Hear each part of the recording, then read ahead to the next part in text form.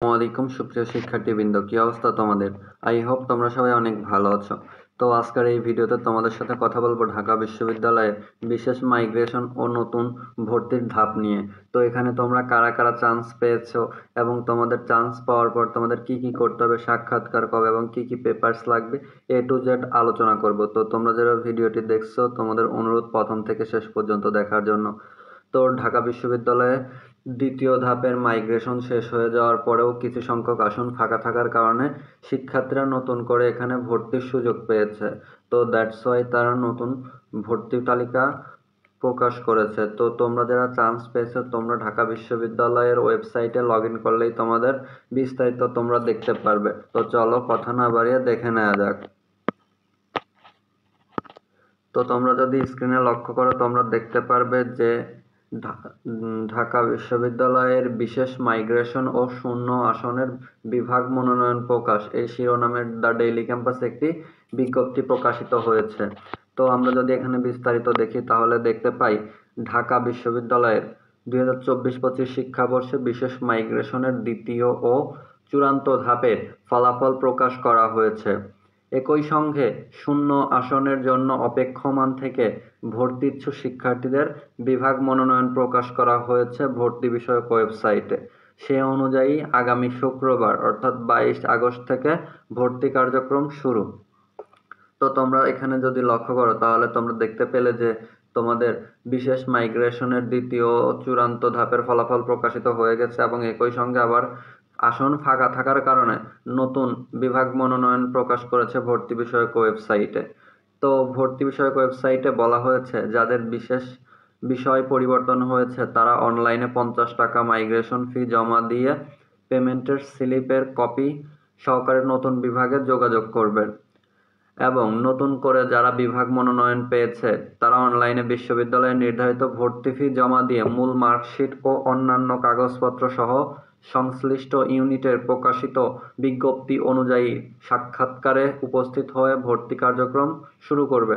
অর্থাৎ তোমরা যারা আগে একটা বিভাগে ভর্তি ছিল, অর্থাৎ বাংলা বিভাগে ভর্তি ছিলে, তারপর তোমার মাইগ্রেট হয়ে ইংলিশ বিভাগে গেছে, তো তোমার ওই ভর্তি স্লিপ নিয়ে ইংলিশ বিভাগে যোগাযোগ করতে হবে।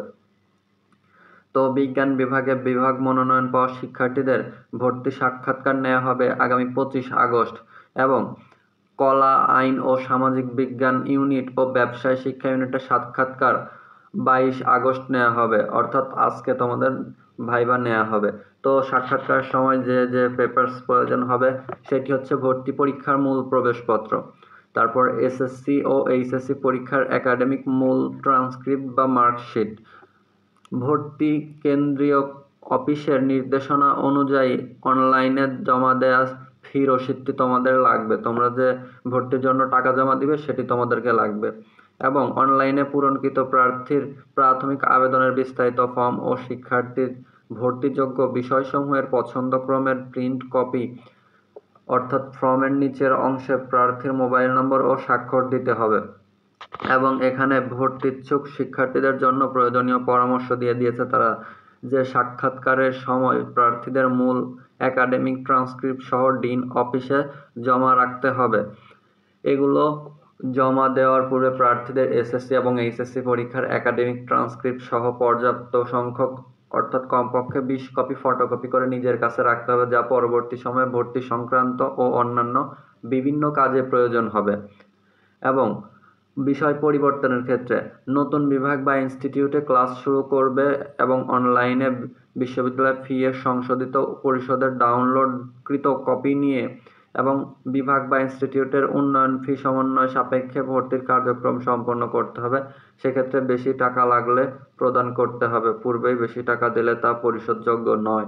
অর্থাৎ তোমরা যারা নতুন বিভাগে মাইগ্রেট হয়ে গিয়েছো তো তোমাদের যে ওয়েবসাইট থেকে তোমরা স্লিপটি পেয়েছো সেই স্লিপটি নিয়ে তোমাদের যে ডিপার্টমেন্টে তোমরা মাইগ্রেট হয়ে গিয়েছো ওই ডিপার্টমেন্টে যোগাযোগ করতে হবে এবং তোমাদের ওই ডিপার্টমেন্টের উন্নয়ন ফি ব্যাংকে জমা দিতে হবে।